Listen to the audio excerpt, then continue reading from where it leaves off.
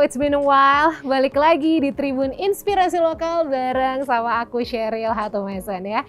Seneng banget karena hari ini nih spesial banget. Lagi nggak ada di Jakarta, tapi kita lagi jalan sedikit ke daerah Padalarang. Ya ini di tempat ini nih udaranya luar biasa, apalagi di studio ini. Di manakah aku berada? Berada di salah satu tempat di Padalarang, namanya studio adalah Akanoma. Kalau udah sering denger Akanoma kayak pernah tahu ya? Iya, nanti kita akan ngobrol nih bareng sama yang punya studio Akanoma ya. Tapi karena di sini begitu seger banget ya, energinya juga baik banget. Kayaknya kita harus langsung buru-buru kenalan sama seorang arsitek yang mendesain studio ini dan juga banyak banget proyek-proyek lain. Dan kakak yang satu ini ya, jadi mas yang satu ini terkenal dengan idealismenya tentang desain-desainnya beliau yang selalu punya misi-misi lingkungan atau kita bilangnya architecture with environmental impacts lah gitu. Keren kan?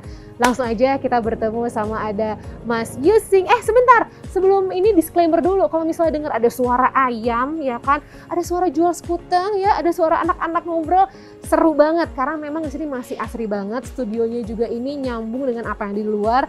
Jadi banget natural. Bukan begitu Mas Yusing? Betul sekali Mas Sheryl. Apa kabar? Baik, terima kasih. Seneng banget aku bisa diundang ke sini. Sama-sama. Aduh, enak banget ya energinya ya.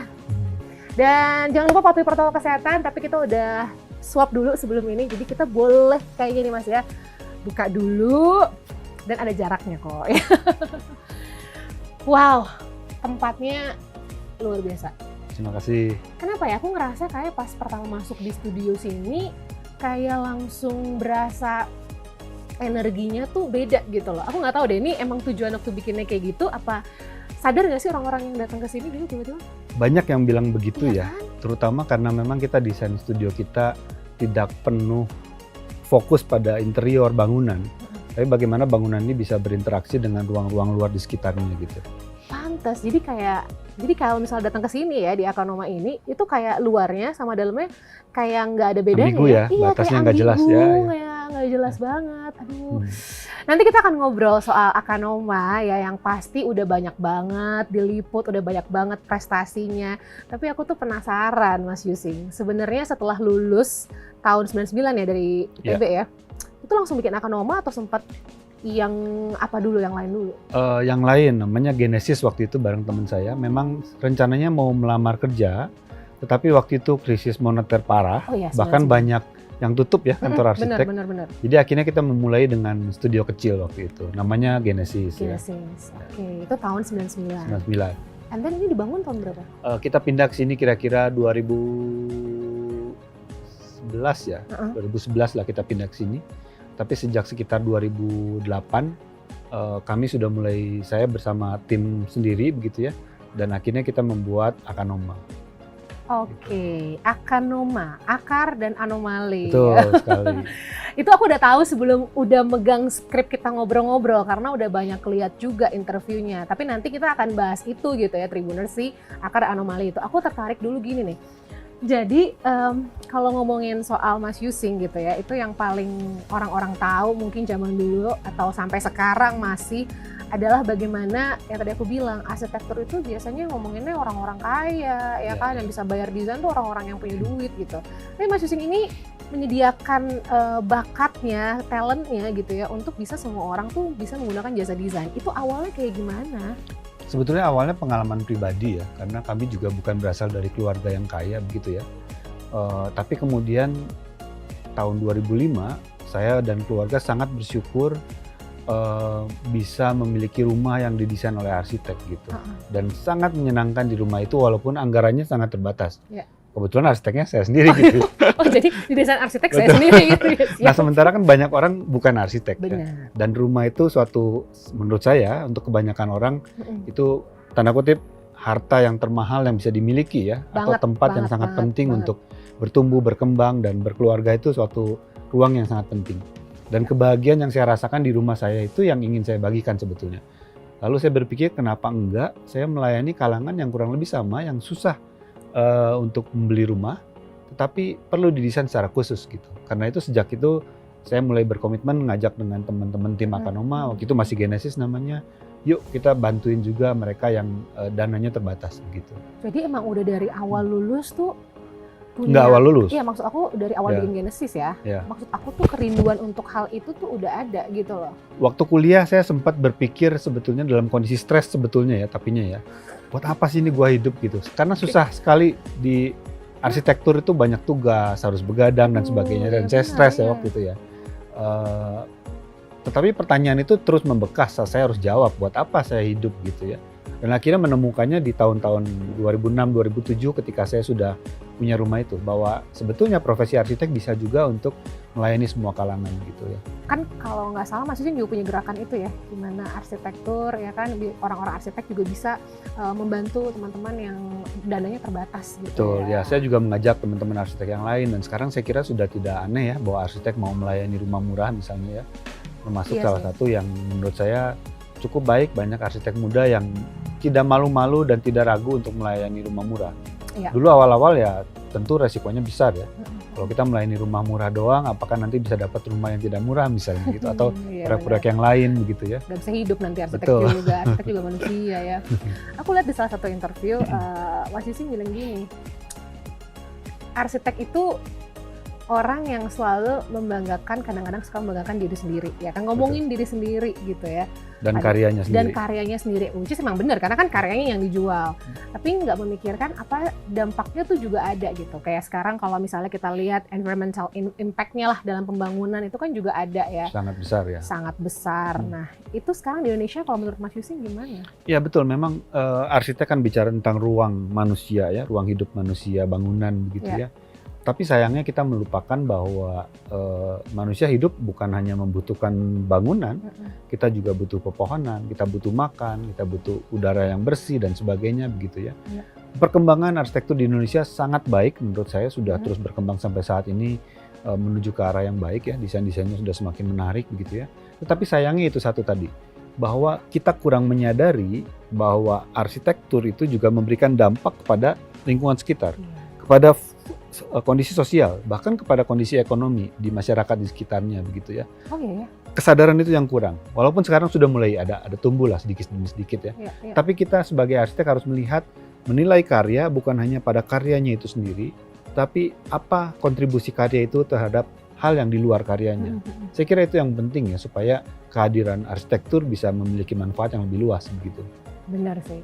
Ya, contoh simpel sekarang kayaknya ruang terbuka hijau makin tipis gitu ya. Ya betul sekali. Di Walaupun kota-kota mungkin kita ya, orang ruang udah hijau mulai sangat sadar nih kecil. dengan yang namanya, apalagi ada pandemi ya. Aku rasa kan kalau Mas Yusin ini udah vokal sebelum ada pandemi nih soal alam gitu ya.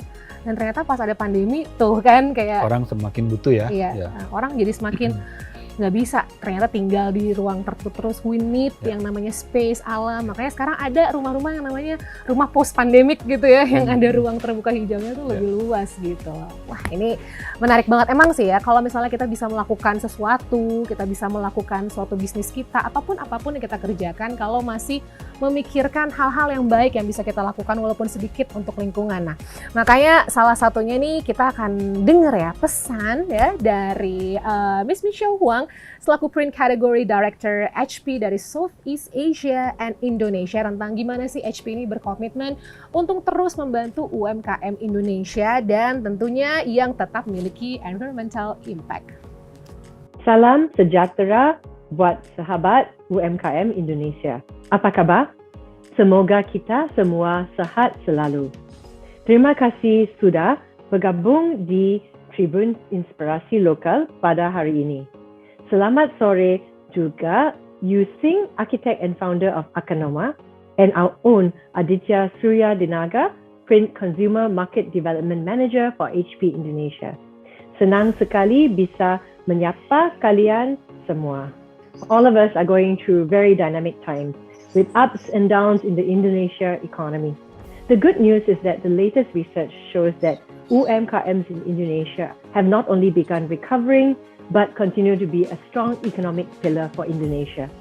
This is because all of you UMKM business owners have the resilience, strength, and determination to seize new opportunities. It is inspiring to see UMKM growth is not only about business alone, but also about the positive attitude that keeps growing stronger and stronger. UMKM are leading the way to include sustainable practices in your businesses, and to positively impact the communities and environments we live in. And HP is committed to supporting you on that journey to bring positive change to your customers, community, and environment. We are aware that UMKM's business progress are dependent on skills, materials, resources, and also staying true to your purpose. Today, HP presents the latest HP Smart Tank Printer Series, the ultimate business hack that allows you to be more productive, especially with the HP Smart app. You can be more efficient while enjoying low-cost printing, using HP ink bottles and an affordable replaceable print head. The highlight is that this printer is made from 25% recycled plastics to help you become more sustainable and positively impacting the planet and the community. Our team today, Yusing and Aditya, will share more in their sessions on the game-changing things that the HP Smart Tank Printer Series can do. Together with Tribun Inspirasi Lokal, HP is proud and committed to be the trusted partner of Indonesia's UMKM to create a better environment for our society and be a part of your journey for a sustainable and a successful business. Terima kasih.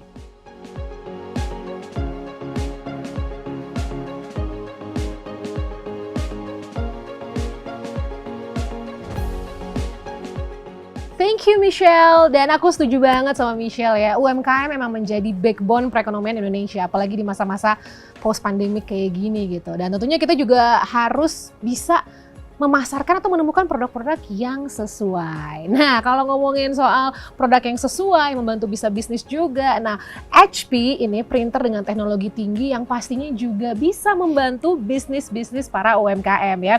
Dan jangan lupa ada HP Smart Apps, di mana gampang banget kalau kita pengen ngeprint, tinggal download apps-nya, ngeprint tinggal one click away aja, gampang banget ya, langsung dari smartphone kamu.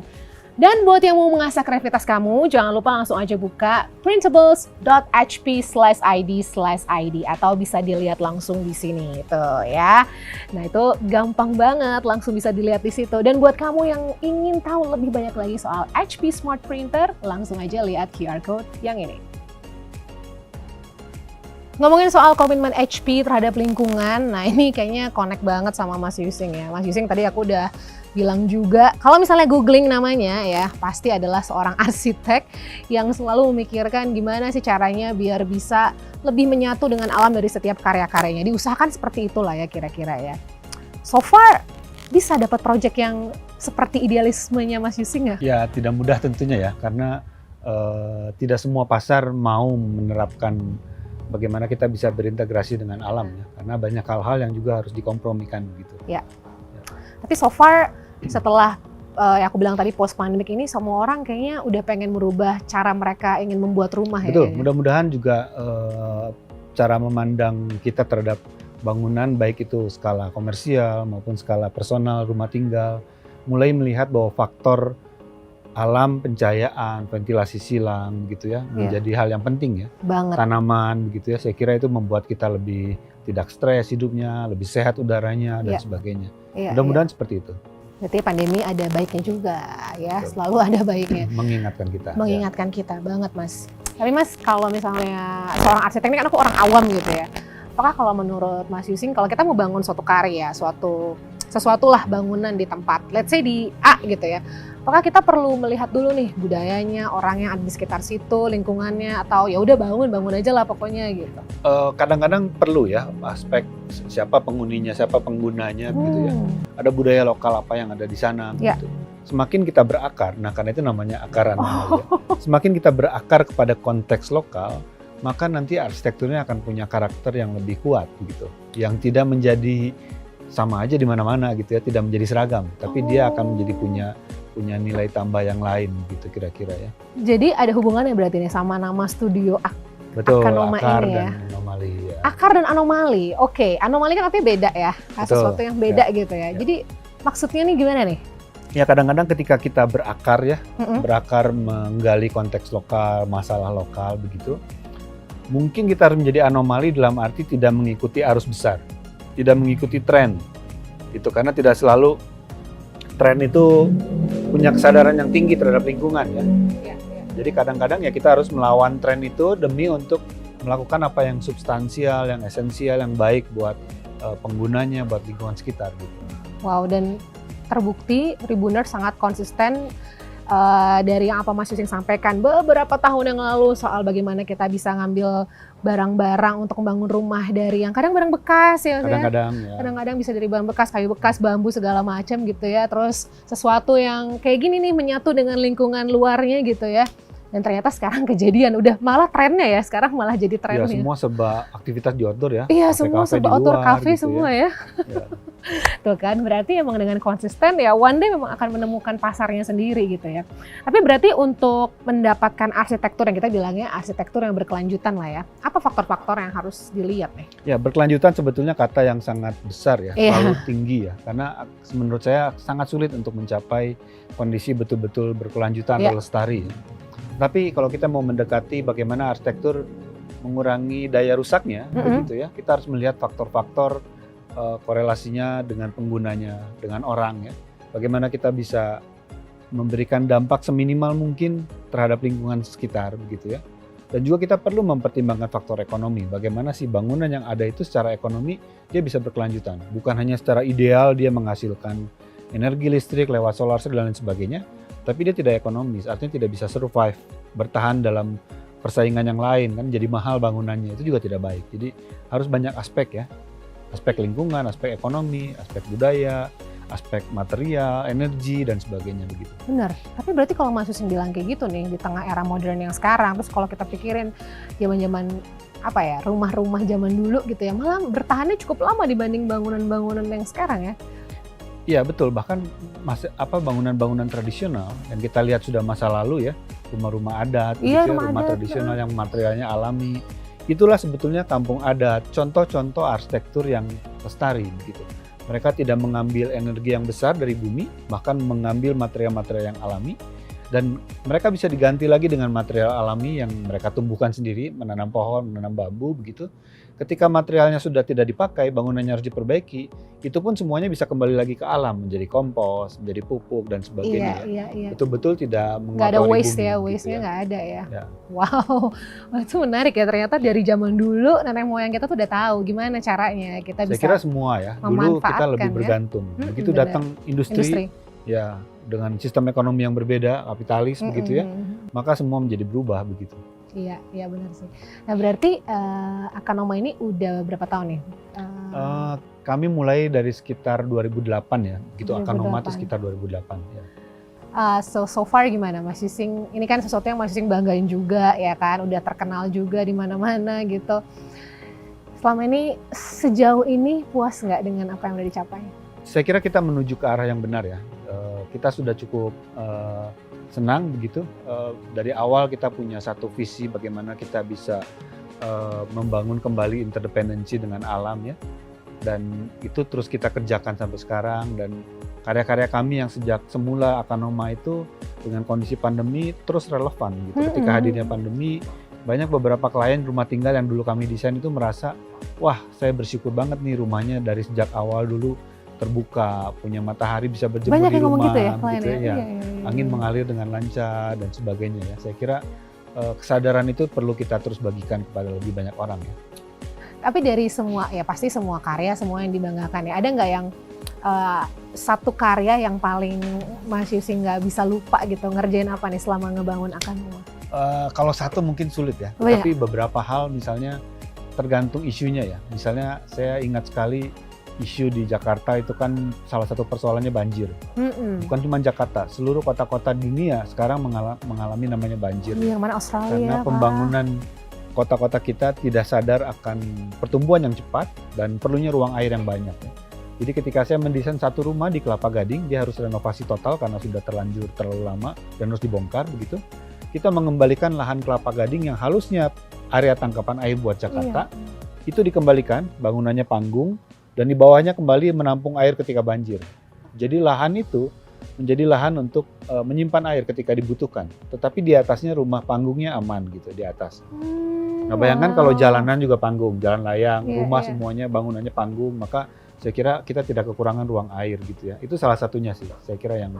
Itu hebat juga ya, maksudnya kliennya ada tinggal di kota Jakarta gitu, atau kayak kota yang biasanya penuh dengan maunya modern deh rumahnya, tapi ini mau dengan ide seperti itu ya. Orang kan biasa menyelamatkan diri ya, jadi menimbun tanahnya tinggi supaya nggak kebanjiran. Iya, Tapi begitu kita menimbun, maka airnya kita kirim keluar.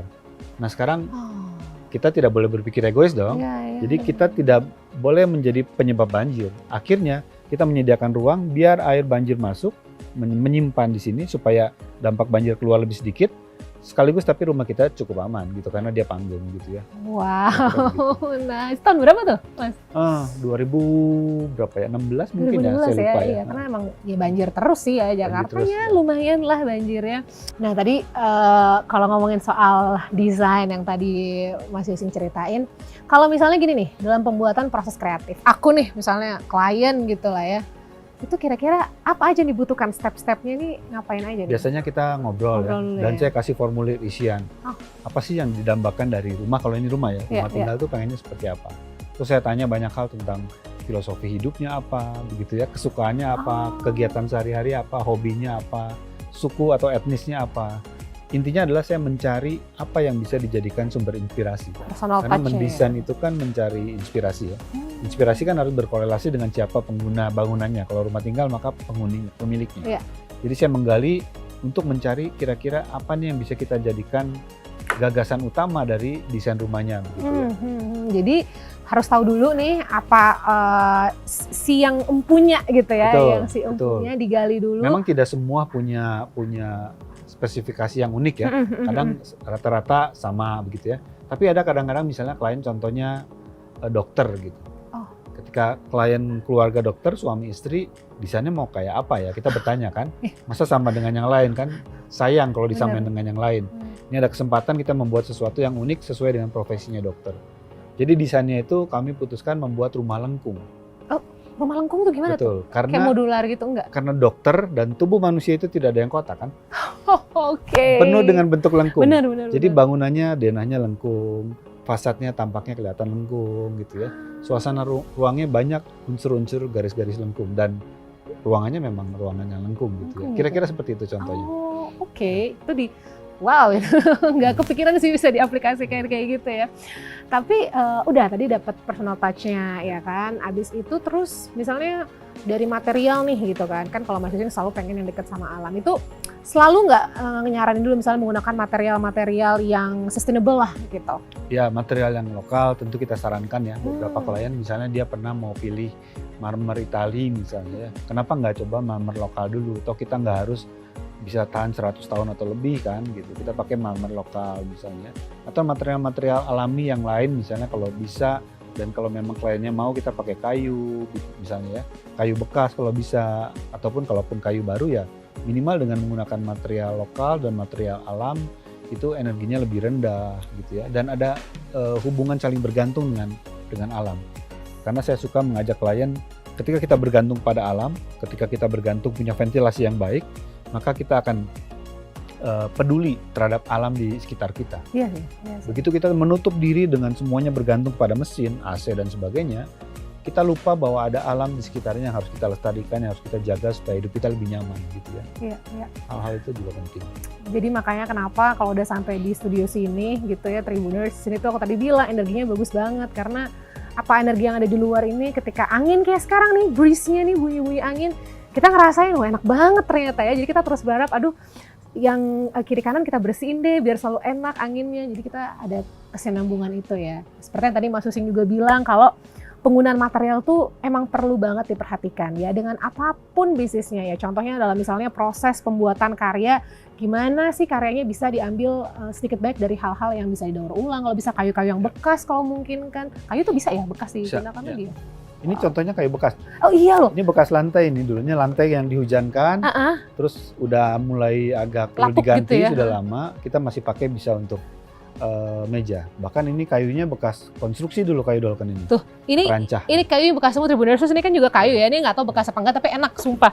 Jadi ini kayu, kan biasanya kalau kita duduk pakai kayu pegel ya. Kaku ya. Kaku. Ya. Tapi ini enggak. Jadi dia kayak ergonominya tuh ngikut gitu tuh. Enak banget. Nah, tadi ngomongin soal sustainable material gitu ya. Nah, contohnya juga HP nih. HP Printer Smart Tank karena 25% bahannya menggunakan plastik daur ulang. Dengan kata lain, plastik daur ulang sebesar 25% Jadi kalau misalnya pakai HP Smart Tank, udah pasti kita ini sedikit banyak lah menjadi pahlawan lingkungan. Ya nggak usah yang terlalu tinggi-tinggi dulu, ya kan? Kita mulai dari hal yang kecil dulu, misalnya meredus tadi 25% dari plastik-plastik yang didaur ulang, gitu.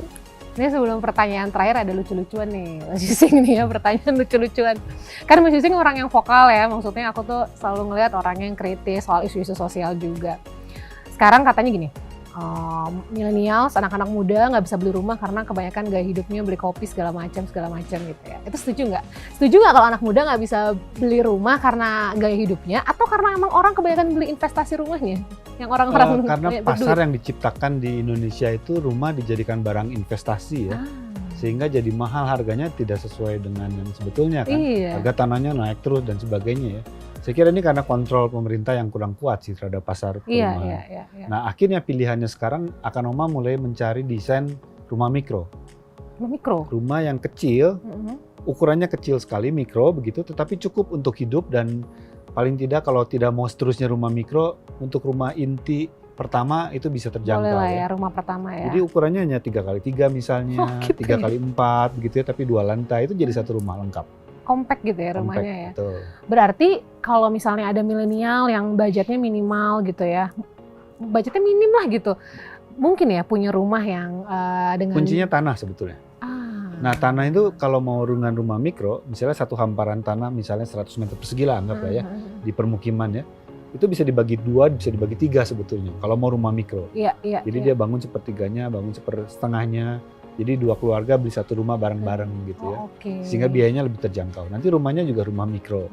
Rumah mikro itu sekitar 150 juta udah jadi satu rumah gitu. Tuh kan sebenarnya ya tanah adalah jadi permasalahannya betul. Ya. Kalau nggak bisa sewa dulu.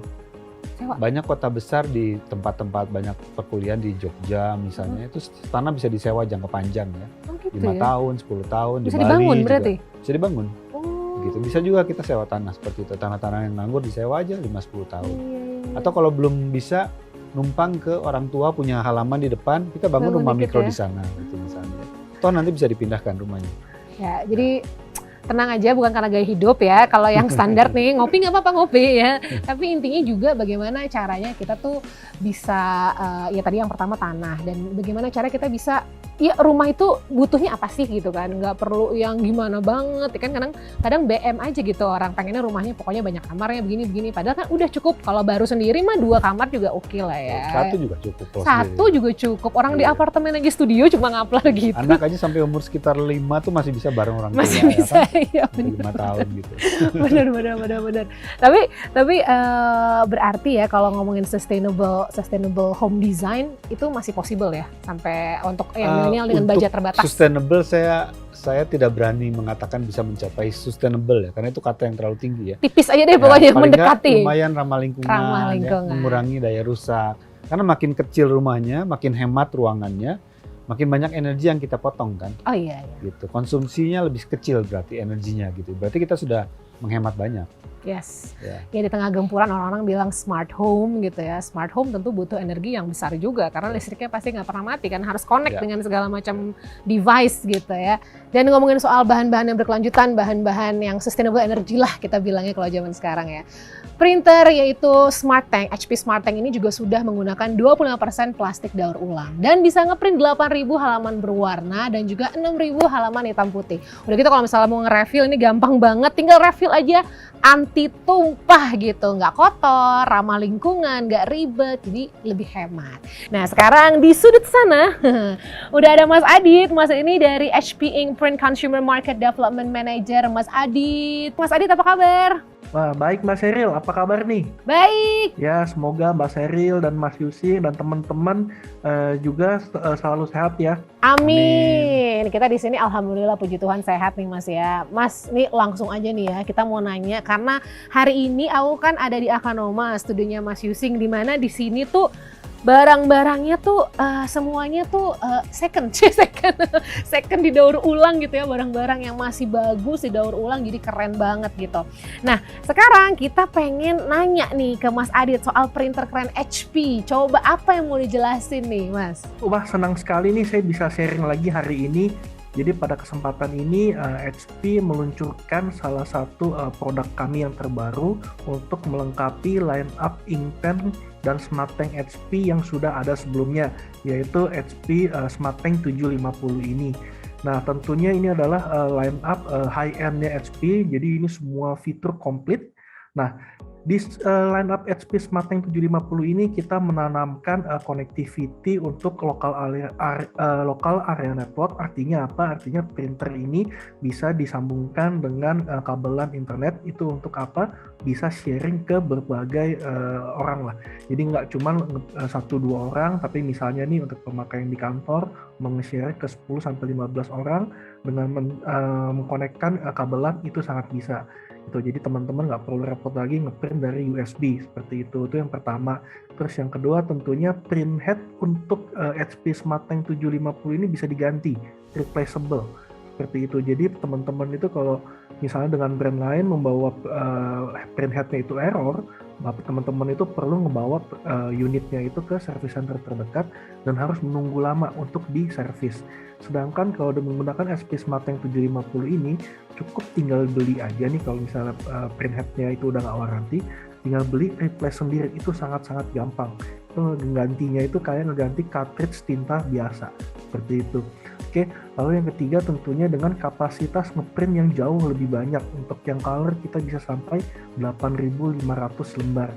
Artinya apa? Artinya dengan menggunakan tinta dari HP yang original, Bapak dan Ibu tuh nggak perlu lagi pusing-pusingin ini kok tintanya habis deh, saya mau ngeprint ini dan itu kok tintanya cepat habis. Nah, kalau misalnya Bapak dan Ibu kapasitas ngeprintnya banyak, kita sangat merekomendasikan menggunakan printer HP SmartTank 750 ini. Selain itu, printer HP SmartTank 750 ini juga dilengkapi fitur ADF. ADF artinya apa? Automatic Document Feeder. Nah, Automatic Document Feeder itu memungkinkan Bapak dan Ibu nih, kalau misalnya mau melakukan fotokopi lebih dari 1 lembar, 3 atau 4 lembar. Nah, Bapak dan Ibu tinggal taruh aja dokumen tersebut di Automatic Document Feeder HP SmartTank 750 ini. Cukup sekali step aja. Dan dia akan otomatis mengcopy lembar yang Bapak Ibu butuhkan. Tuh, keren banget ya. Jadi ini printer ini, SmartTank ini bisa membuat kita semakin produktif ya kan. Alat-alatnya juga mendukung, bahan-bahannya juga tadi 25% dari bahan-bahan bisa didaur ulang. Dan sekarang kalau misalnya Tribuners mau punya printer SmartTank itu mesti kayak gimana? Belinya di mana? Tolong di-spill ya, diracun kitanya Mas Adit. Ya tenang Mas Sheryl, udah semangat banget ya. Jadi printer HP SmartTank 750 ini bisa dibeli di mana aja, tersedia di toko-toko retail kita, ataupun misalnya nih karena masa pandemi ini teman-teman semua agak takut nih kalau misalnya keluar rumah, itu bisa tersedia di platform-platform e-commerce yang ada di Indonesia. Oke, nah selain itu garansinya itu adalah garansi 2 tahun on-site. Artinya apa? Artinya Bapak dan Ibu itu nggak perlu lagi repot-repot nih. Kalau misalnya printer HP SmartTank 750 ini rusak atau ada troubleshoot, Bapak dan Ibu tidak perlu membawa fisik printer ini ke service centernya HP. Kita yang akan datang ke tempat Bapak dan Ibu untuk memperbaikinya. Oke, bahkan jika misalnya selama masa garansi, print head Bapak dan Ibu itu bermasalah, kita akan menggantinya secara gratis dan itu tidak dipungut biaya sepeser pun. Seperti itu, Pak. Tuh kan, jadi itu adalah spill racunnya. Untuk lebih jelasnya bisa Tribuners scan QR yang ada di sini ya kalau pengen dapetin printernya.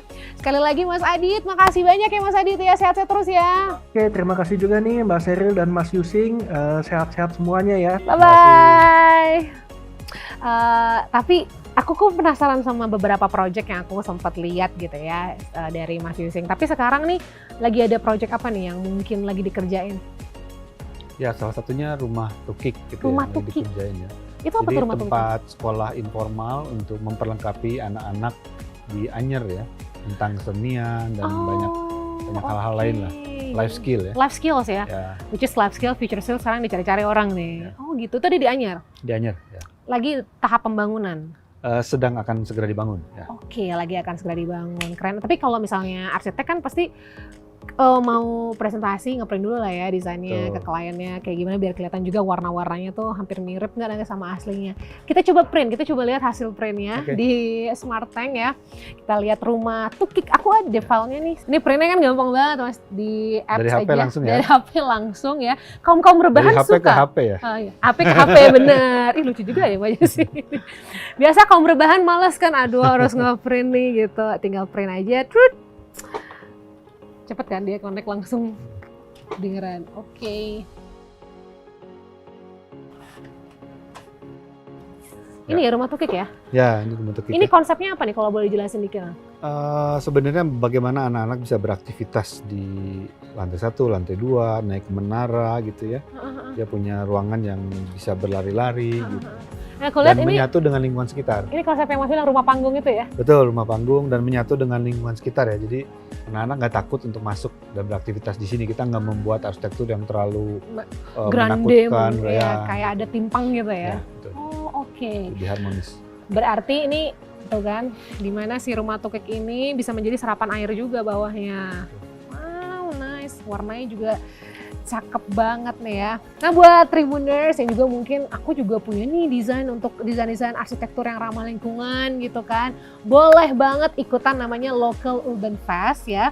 Silahkan aja langsung, ini persembahan dari Tribun News dan juga HP Indonesia. Dan gak cuma itu ada namanya tuh kita kayak lomba ya atau kompetisi fotografi, fashion design ya, arsitektur. Temanya adalah Ultimate Business Hack yang punya environment impact. Jadi nanti hasil-hasil karya dari Tribuners ini akan dinilai, dilihat sama juri-juri yang handal banget di bidang masing-masing dan ditampilkan nanti di dalam virtual museum dan bisa meraih jutaan rupiah. Jadi untuk lebih jelasnya silakan cek di sini.